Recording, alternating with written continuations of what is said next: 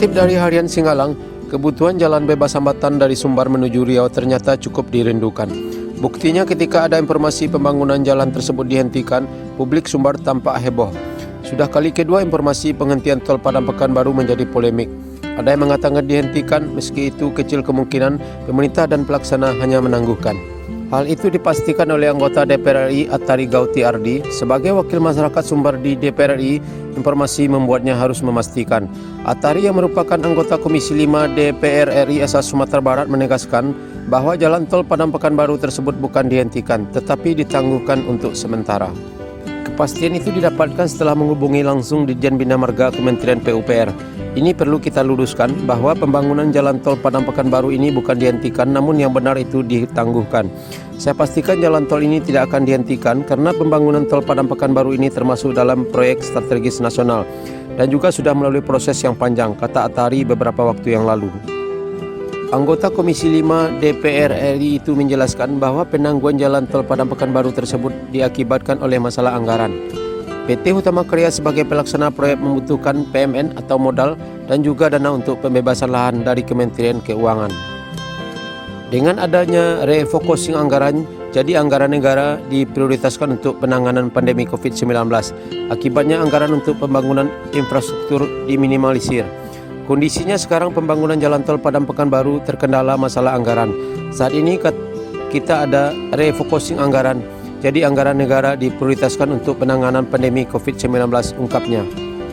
Terkait pembebasan lahan yang lamban, Atari akan bertemu dengan Gubernur Sumbar Mahyildi.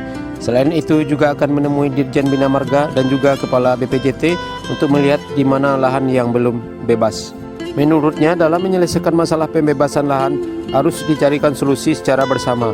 Ia juga mengingatkan pentingnya komitmen, sinergi, dan koordinasi yang baik antar stakeholder, serta berupaya melahirkan formulasi sebagai langkah penyelesaian proyek jalan tol Padang Pekanbaru terhadap timetable yang sudah diputuskan.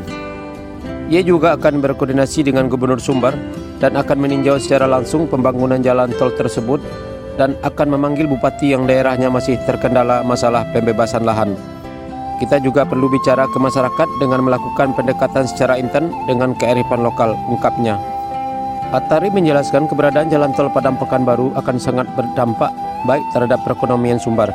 Menurutnya, kehadiran jalan tol Padang Pekanbaru sebagai akses komoditi pertanian dan perikanan Sumbar untuk dibawa ke Riau karena Riau salah satu provinsi yang banyak menampung komoditi tersebut dan juga pariwisata.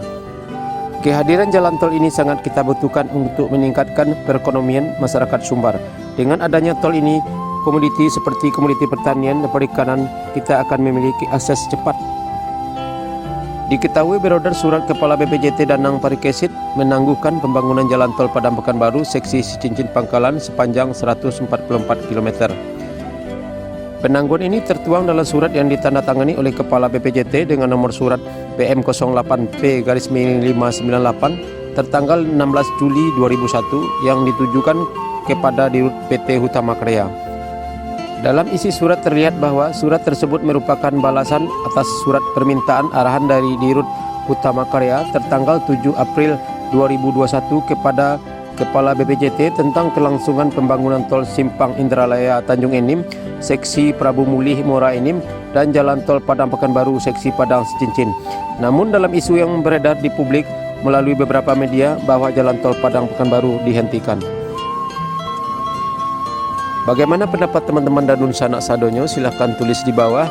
Dan bagi yang belum subscribe channel ini, silahkan di subscribe dulu dan tekan tanda loncengnya agar bisa mengikuti berita dan info-info terbaru lainnya dari kami. Terima kasih. Assalamualaikum warahmatullahi wabarakatuh.